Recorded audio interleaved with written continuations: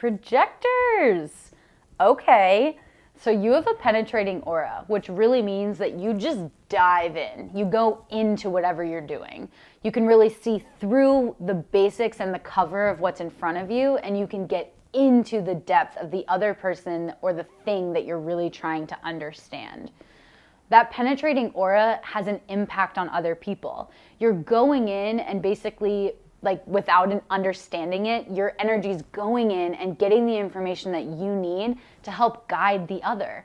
You're getting that information because it's your natural space to be the leader and the guide that's helping other people see what doesn't necessarily make sense to them, but is so abundantly clear to you. So while you're meant to guide others and you have all the natural ability and resources to do it, you need to follow your projector strategy of waiting for the invitation. This is a tricky one because it can feel like you're literally waiting for something to happen. But it can be experienced as two things: a literal invitation or an energetic invitation. So a literal invitation would be somebody saying, hey, do you want to work on this project with me? Or hey, do you want to come over tomorrow? Actually inviting you to do something. But an energetic invitation would be more of you studying something and feeling really good about it, and people are kind of looking at you like, oh, well, yeah, what do you think about that? Whether or not they're actually asking you what you think, but you know your friend's attention is there, that's an energetic invitation to share that information with them. Or it might look like somebody reaching out to you consistently, just saying, hey, what's up, what's up, what's up? And then eventually you're like, there's an invitation here to hang out. I'm going to ask them if they want to hang out. You don't have to feel like you can't create an invitation, extend an invitation, or initiate something. When you feel energetically seen and valued, and your authority is giving you the green light, you know that you can move towards something. You don't have to wait for a literal invitation. So it's really important to start to differentiate how you experience energetic invitations versus how you experience actual invitations. The reason why projectors need to wait for an invitation is because you have such valuable wisdom. You're literally entering into an energetic space, gaining all the information you need, and then sorting it in your mind. And that's all happening without your mind really knowing that that's happening, unless you study human design. But that's happening in a way on such a deep level that your wisdom needs to be invited, because your wisdom is going to make an impact, and it can't make an impact if the person who needs to receive it isn't ready to receive it. So you want to trust that this invitation is coming because you need to have the platform sturdy and ready for you to stand on when you're ready to share your message, when you're ready to guide other people. This strategy isn't about waiting for other people to tell you when you can go or where you're supposed to go. It's really about making sure that the world is ready to receive you.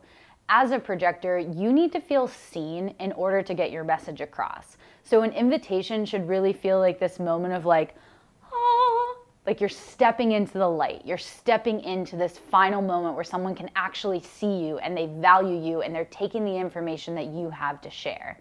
It's so important that you feel valued and seen, because that's how you know when an invitation is actually correct for you.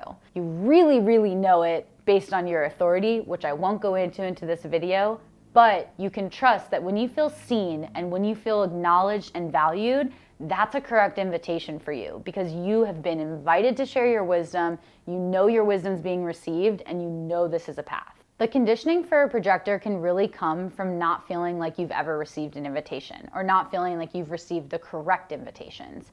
It can be experienced when you feel FOMO, like you feel like you have to be part of this, or you have to get somebody to notice you or pay attention to you, and you feel like you're kind of like waiting for somebody to call you in and let you come and do that thing. This conditioning can really show up where you then feel really annoyed, like you just want that opportunity to do the thing you're good at, and you're just like, why is no one letting me do this thing?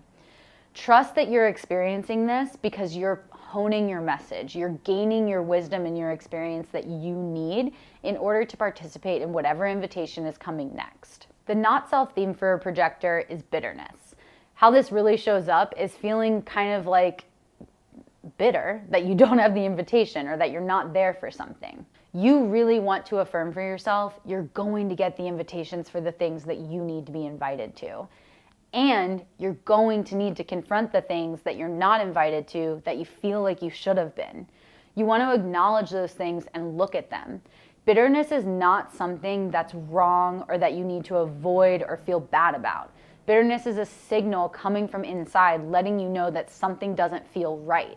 You're either reaching for a desire where people don't really see you, or you're desiring something that's not actually in alignment with you, and you just want to give yourself the space to reevaluate that and see what's coming up. When you feel bitterness, it's really your body's way of letting you know that there's something to be considered and something to look at. So how can you allow this to be a piece of information rather than just a feeling that you're experiencing? The self theme for projectors is success.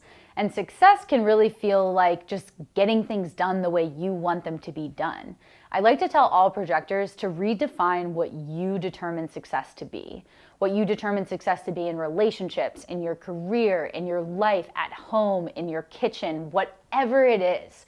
Define what success looks like for you so you know what you're trying to achieve and you know what you're getting towards.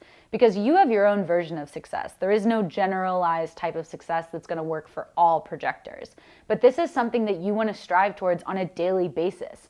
When you hit the pillow at night feeling successful, you know you're in alignment. You know you're doing things that feel good and that give you the energy to keep going and to show up for tomorrow. So how can you allow success and bitterness to be these two different signals that are helping you stay inside of the lane that is your authentic self? When you feel bitter, it's just information. It's pulling you off of your path to look at something, but really, how can you come back to look at what would success look like in this moment? What would this experience that's causing me to be bitter, how could I shift that into something that feels successful? What would that be? Allow bitterness and success to be the guideposts that help you stay in your path of alignment and being true to yourself. At the end of the day, it all comes down to your authority. I can't go into projectors' authority because there's literally so many, but what matters is that you're listening to your body and the information that it's giving you. Dive in a little bit to understand what your authority is as a projector so that you can really trust how your body communicates with you. But also know that a really good way for you to know when things are correct for you are when you feel seen. When you feel authentically seen for who you are, you know that this is at least something, a path, a direction, an invitation where you feel called.